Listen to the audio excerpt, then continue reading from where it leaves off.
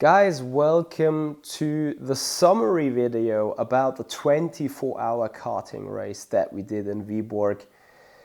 Actually, almost 2 weeks ago with Jesper and Alex Siebel. First of all, a big massive thank you to Jesper and the team for having us, for having Alex, for having me. As you know, really unexperienced sim racers jumping into a kart, doing a 24-hour race with the guys, and really getting us prepared, getting us comfortable as good as possible. So that is a big team effort. That needs to be said first before we jump into the actual video right here. So let's get on with the story about the 24 hours karting race. We've done 2 shorts about arrival, travel day, at least travel day towards it. I did not do anything about the travel day homewards because it was stressful. More about that later.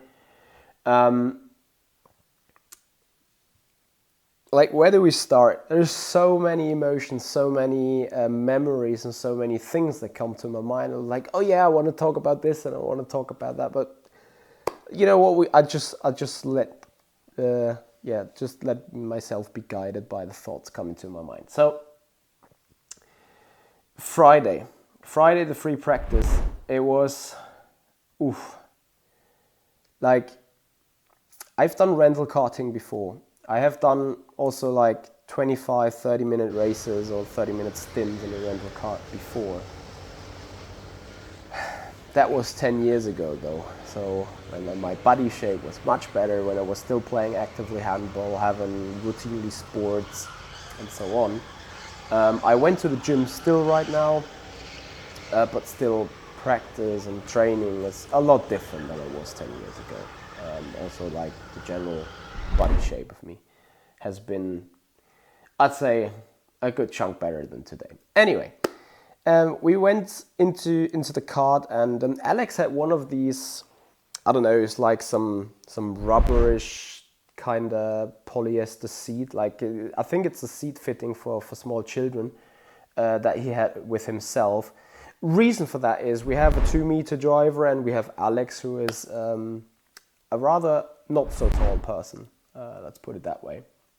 So he kind of needed that addition to his seat in order to really fit in. And I was like, hey, cool, I used to race in these kind of things too, so keep it in for the free practice. I jumped into the kart, did 15 minutes of free practice, came out of the kart, and I was like, God damn, I have completely underestimated what this means. I was so short before saying this, guys. On an honest note, I'm physically not able to do what I'm asked to do. As simple as that. After the free practice, we had a couple of concerns. We made a track walk. We've seen stuff of that in the shorts. And then I fitted myself again into the seat without the additional seating device of Alex. And then I finally found out what was the issue, because I was coming out of the kart and I couldn't move my hands, I couldn't move my arms, everything was so rock solid destroyed after 15 minutes only. But the reasoning was simply, I was sitting in front of the seat. So the seat had the other seating device in itself, and just this amount of space on the sides where my side hips or my back or my body could lean against it when it came to corners. So I think what I did for 15 minutes straight is I was holding myself tight on the wheel, and I tried to keep my body in position by using the arms only and a little bit of course stability muscles, but these things quickly get drained, and then I had big difficulties. So with the seat removed, I put myself in again, and then I was like, oh yeah, I finally have that side support. I can lean on that then. Decided to run without Alex's fitting. Was a bit scared about my back. Originally I was cheering about it with oh yeah, with that device I'm not going to get any blue spots in the back. But it was fine because I've prepared myself a lot with devices. So neck protector, rib protector. I even went with some arthrosis bandages for the wrists, because I knew that whenever I went karting, the forces of my bad technique got me cramping and got me holding to the steering wheel so much with the arms and with the underarms and the wrists that they started snapping after some while. So I wanted to fix these. Any more saving devices? Oh yeah, I had from handball an old kind of trousers that had like some pillows attached to the left and right, like in woven pillows. So that was part of me trying not to get too many of the blue spots and stuff. So that worked all particularly well then, as I found out in the first stint of the race. But before we get to the first stint of the race, come race day, you get up early, you go to the track early, final fixtures on the kart, you get the kart ready, and then you get gridding phase. There was no qualifying because I think the gridding was done reverse order of the in order of the championship. So championship leader took pole and so on. And then it's like suddenly there's a small formation lap going on, like really 45 seconds on that 30-second car track, and the flag waved and somehow we were racing. And I'm like, oh my god, this is it, we're racing. And there's been so many new elements to it. Coming free practice, we were asked to take it easy on the engine because the transmission that we had built into the car was a bit wrong. So therefore the RPM got too high, and they had to fix that on a Friday afternoon. The guys were working on the kart like, I don't know, 3, 4, maybe 5 hours in total before the actual race, so between free practice and Friday evening and Saturday morning race start. So we got a new transmission or a new gear ratio in. It was no shifter carts, but simply the size of the actual gear that was being put in was wrong. And then we fitted new tires and stuff like that. And then we were talking about, okay, we take it easy. We don't do stupid moves. We don't go over the rattle curbs. We don't go over the big curbs anyway, as this might hurt the kart. This might hurt the chassis and the drivability of the kart. So that was a whole new element that was not in sim racing, that we were not used to. And yeah, then race was on. And that was really like a phase where I started to get code browns every now and then. I was like, Jesus Christ, I'm gonna do that for an hour, and oh my god, like all those guys are sending it outside there. Are you really up for it? Are you really down for that? I questioned myself a lot. I think the team got worried with me in the meanwhile, and I was worried anyway. But after all, it's like, I really had a hard time. I was over preparing for the first stint and trying to be ready. And then when the kart came in for the driver swap, Alex out, me in, I don't think I was quite ready. But once you sat in the car, you were ready anyway, and then you hit the track and suddenly you're driving, and then you get into the rhythm. And after all, everything comes together, and we're gonna speak about this in a separate video, so I'm not going too deep about the actual racing experience, but more actually what happened in the race. So we started in P7 because the guys have missed one championship round before, so they are quite down in the standings, despite there is a drop week, but drop week is obviously not, Anyway, we were quite down, and then after like half an hour we made it back to P3, and top 3 was running relatively close to each other for the first 2 hours, and then it was hour 3 when my turn came up. The 3 hours done, 4th hour was my first split, and then onto the way to the kart, our chief mechanic said, just to take a little bit of pressure away, you're leading. And I'm like, what do you mean you're leading? Yeah, we're leading the race now. As soon as you come in, you're gonna take over the lead because the other guys have done a pit stop and refueled their car. And I was like, oh yeah, no pressure at all. Never done this before. Just tell me I'm leading that 24-hour race and I can all screw it up. There's no pressure at all. yeah, and then I ran in that car, and the first stint was done. You don't really feel that you're doing this for a full hour.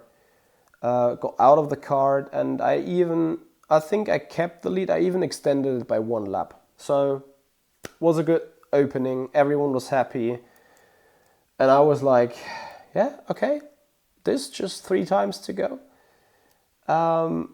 Not a very interesting or good feeling at all. Like you start to feel that the first layer of muscles has been used, and you're like, okay, this is going to be tough, like really, really tough. Then the race went on. All the guys came in once into the kart. Everything was running smooth. Everything was running great. Not so great for our sister kart. We had 2 karts, like a standard kart and a modified kart.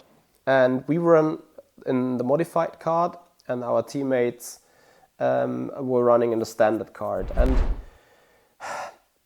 that kart had actually a new engine attached to it, and ran fine in the free practice. That's the first time when they really gave it hell on the engine. After, when you get a new engine, you need to slowly bring it up. It's like when you're buying a new car, people always tell you to not hit above 2.5 or 3k RPM until you hit 4k kilometers or so. That is what the engine needs in order to smoothly get into the rhythm, so to say.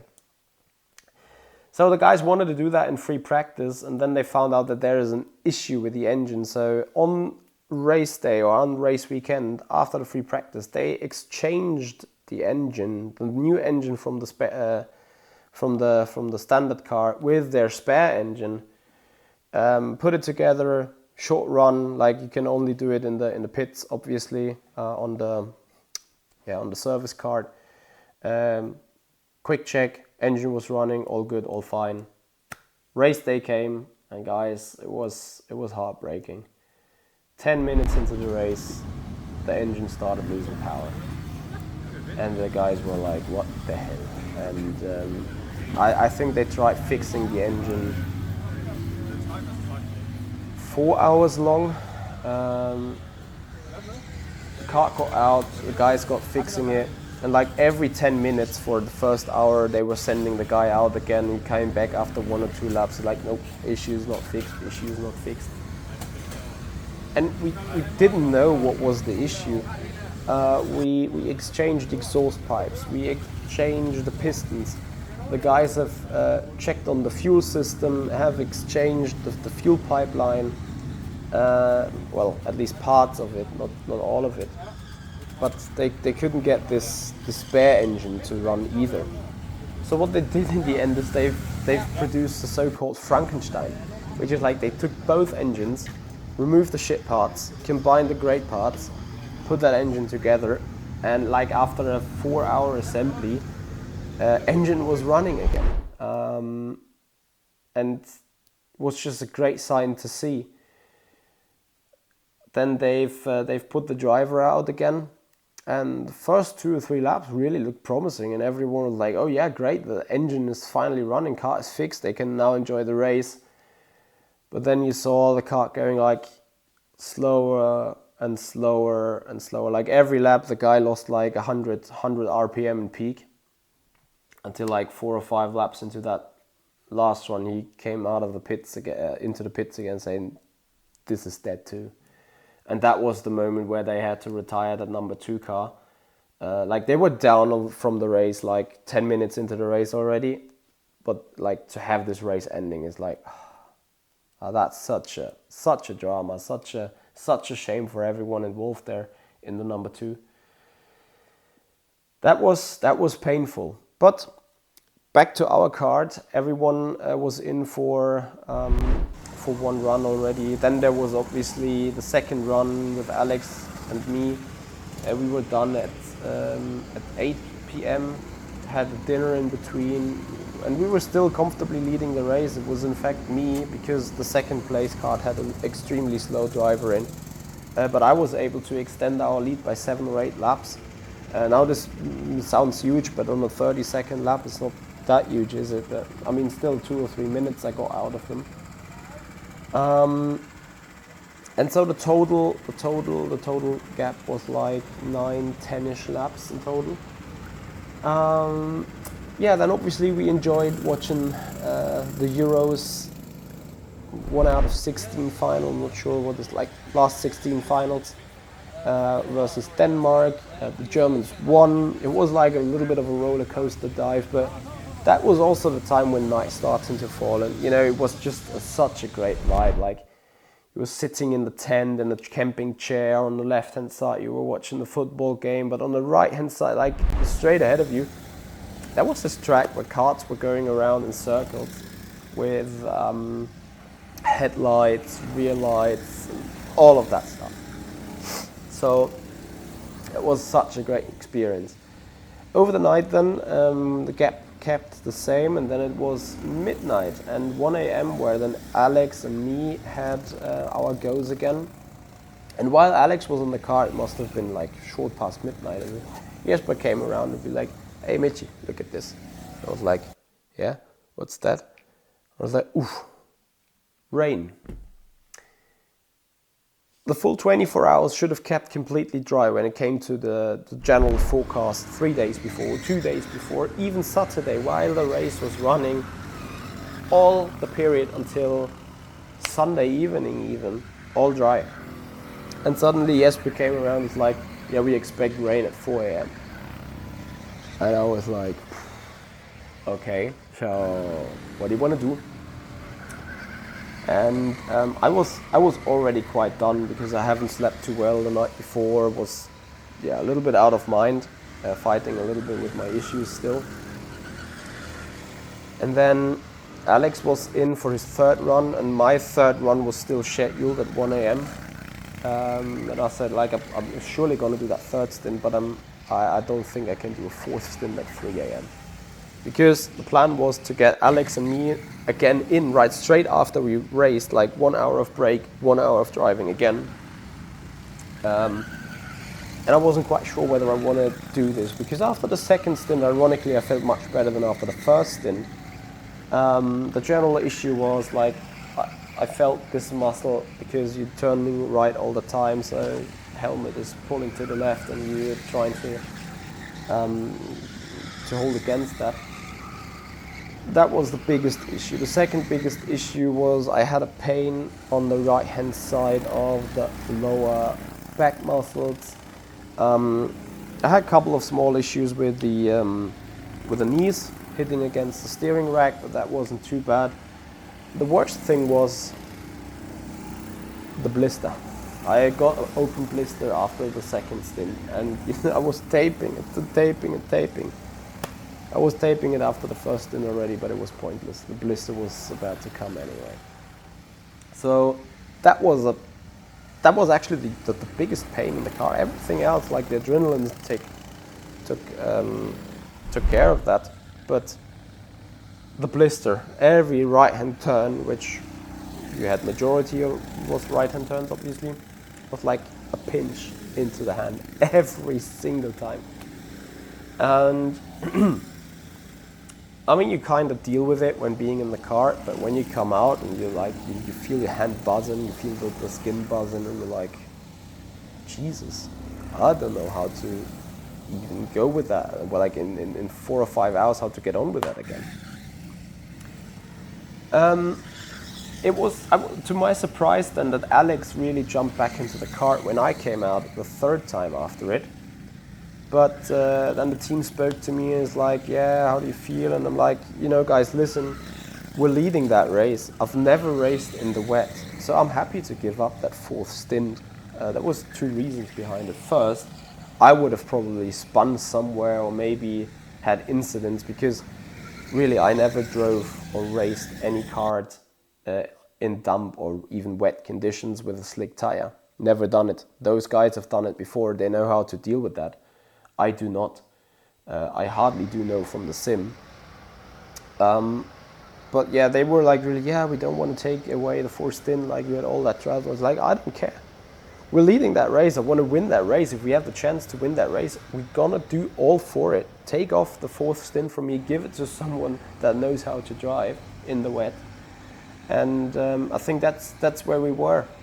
I went to bed then 3:15. Well, not too bad. I went to Papa Jesper's car in the back seat and I tried sleeping a little bit there. It was damn cold.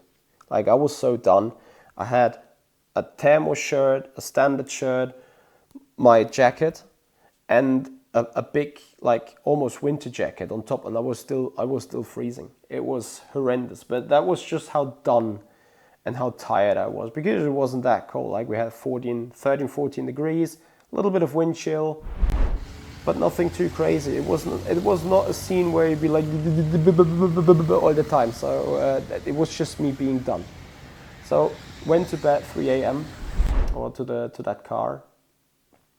Ironically, it got daylight there again already, because Denmark, far in the north, close to the to the polar circle. Very short night. This was the shortest night of my life, actually. Not only when it comes to day and night circle, but only when it comes to sleep. Also when it comes to sleep, because I think it was 4:45 when the rain poured down, and I was like, yeah, great, 1.5 hour naps. Now the left side of the neck is stiff as well, but I'm awake again. And that was the scenery. That was the story. Then Jesper wrote me whether I'm up, because he had his helmet still in the car. I was like, yeah, you can come over and pick me up. We're gonna go down to the track again. I put myself down to the track. The deal was like, I still get awake for 6:15, so in case it doesn't rain, I can standardly take my shift at 7. But rain was pouring down in the night. Rain was pouring down in the morning. And we decided then for me not to take the 4th stint, which from a body point of view I was not so unhappy about, to be honest. Certainly something to improve for next year. Yeah, guys, and then the rain fell. Our drivers did a magnificent job. Jesper was going down the straight and it's like, it's not raining enough even. He really wanted to have some fun out there, and he had some fun out there. But the guys have done an amazing job. Alex has done a brilliant job until 4 a.m. taking his 4th stint. He was completely done. I think it was 8:30 or something when he suddenly was back in the tent and he was like, yeah, okay, I'm here again. And that was just 1.5 hours to go. We had a 10-11 lap lead, so whatever we got from before midnight, we carried it through the night. And guys, that sounds like a lot, but we did 2,737 laps in total in the end. That is nothing. It was like a 3.5 minute lead, if anything. If our car would have broken down once, we would have not won it. But the car worked awesome. We started lifting into turn 1 into the high-speed zone quite early. Tires do that for 24 hours and beyond. We didn't do tire changes. It's like absolutely crazy. But yeah, that was the scene. And then the last 45 minutes is really, and this is the hard part. Last 45 minutes, you sit in there, be like, please engine hold up. Please chassis don't break. Please driver don't do any mistake. Please other drivers don't blow us off the track. You've seen the rate of mistakes of people increasing in the early morning stages because everyone was done and everyone was tired. So yeah, mistakes started to rise again. And then suddenly checkered flag dropped, and I couldn't believe it. It took a couple of moments, maybe even hours, till I really realized that we had freaking won our very first 24-hour race of real racing in some way. Yes, there were winner ceremony and all that, but it didn't quite sink in until the point where we got back to the hotel. So after the race, everyone was packing together quite quickly, and I think the entire track was empty 1.5 hours after the race was done. So that was interesting to see as well. And yeah, that really summed up the race so far. Sunday, Monday was interesting. Then Sunday I tried to somehow stay awake in the rhythm. Watched F1, went for a little bit of sightseeing in Viborg, then went to bed, not too late, but not too early either. Monday, we had another breakfast with Jesper before heading back to Hamburg, and that was a travel in itself. Like, we had like a 4-hour drive from Viborg to Hamburg main station, and the Navi was doing like, you're in time, you're not in time, you're in time, you're not in time, you're gonna miss the train, no, you're gonna make the train, ah wait, you're gonna make the train, no, you're gonna miss the train. I think that changed 9 times, 10 times over the course of the entire journey. We also skipped the first smaller station that was closer to the motorway, so Alex could go faster home. But we had to skip that at some point. Like, dude, the only chance I get the train that I wanted to pick is going straight to the central station, which we did in the end. I think it was a lucky coincidence. So we were 3 minutes late, but the train was 5 minutes late as well. So I grabbed all the stuff and I did a sprint with like the literally last energy that I had in myself up to the platform, caught the train. I was like, I can relax now. But it was a 4-hour nerve-wracking rodeo drive. Not because of driving itself, but like, you're going to make it, you're not going to make it. What if we don't make it? What is the alternatives? And then we went to the border control and we got checked. Of course we got checked. We fucked that up a little bit by being in the wrong lane perhaps. But yeah, they were checking everyone because of the Europeans currently going on. So that was like, okay, like if those 2 minutes are going to do the deal breaker here, so like I'm done with it. No one is gonna ever believe me the story, but thankfully everything went well. I got home again. You can still hear it. I also got sick from it in a positive way. Sick as I would definitely do it again, and sick as in, yeah, I caught a good cold over there. Whatever. Yeah, guys, that's it about the 24 race event as such. There's going to be another episode about this karting event where we're going to take it a little bit into a hypothetical, theoretical sphere, where we're going to say sim racing versus real racing. I've now done the contrast. I've now done both in a way. Karting at least is the most pure form of racing, so I think it can really kind of relate, and it would also apply for other cars. We're going to talk about that on a separate note, maybe also for 15 or 20 minutes, about how sim racing relates to real racing, what can be copied, what is equal, and what is different. But we take that separately. Guys, thank you so much for watching. Hope you've enjoyed the storytelling and a little bit of footage that we show. And hope you guys have a good time. Thank you and bye-bye.